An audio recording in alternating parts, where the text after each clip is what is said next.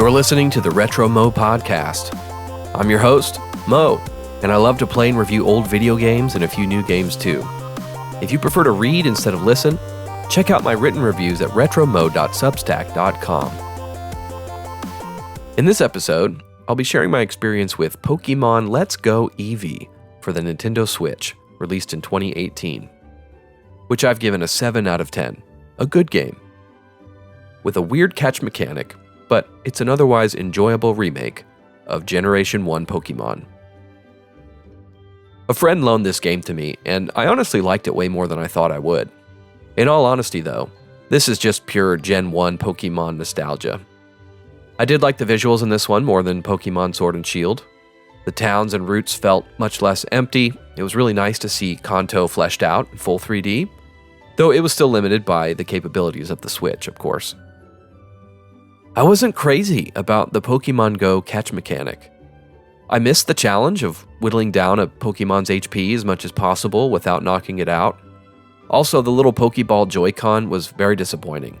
The concept was brilliant, let's make a controller out of a Pokeball, but the execution was very poor. The one joystick on the ball also happens to be the A button. You try to make a selection by depressing the joystick, but you accidentally move the joystick in the process, making the wrong selection. I honestly don't know how this garbage made it through QA testing. It's really just one of the worst controllers ever made. The simple solution is just add a button near the top of the ball for your index finger, and it would have been perfect for this game.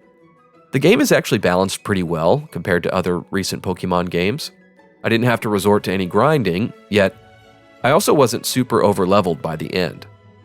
Flying around on Charizard was a neat feature, though it could occasionally be a bit buggy. There were times I struggled to find somewhere I could land. Sometimes I got stuck. I did enjoy seeing different Pokemon from my team following me around as we plodded through Kanto. For my squad, I ran with Charizard, Blastoise, Raichu, Dugtrio, Articuno, and the special Eevee that comes with the game. I didn't use the souped-up Eevee much at all, but they do give your Eevee buddy a bunch of special moves that allow for some type flexibility at least. With boosted stats, Eevee was strong in the early game, but unfortunately she was a bit weak in the late game, without the added stab, or same type attack bonus, damage. Mewtwo was more challenging than I thought he would be at the end. I had to use some toxic poison cheese, since he kept using Recover.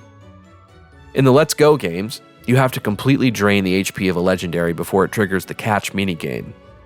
They have boosted stats too. A fun challenge.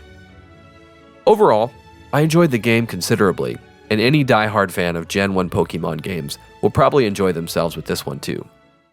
Thanks for listening to the Retro Mo Podcast. As always, I do my best to keep all of my content spoiler-free and rated E for everyone. If you find this podcast enjoyable or helpful, tell a friend, and consider giving a 5-star review on your favorite podcast app. If you have questions or comments, you can send an email to retromopodcast@gmail.com. Thanks for listening. Godspeed.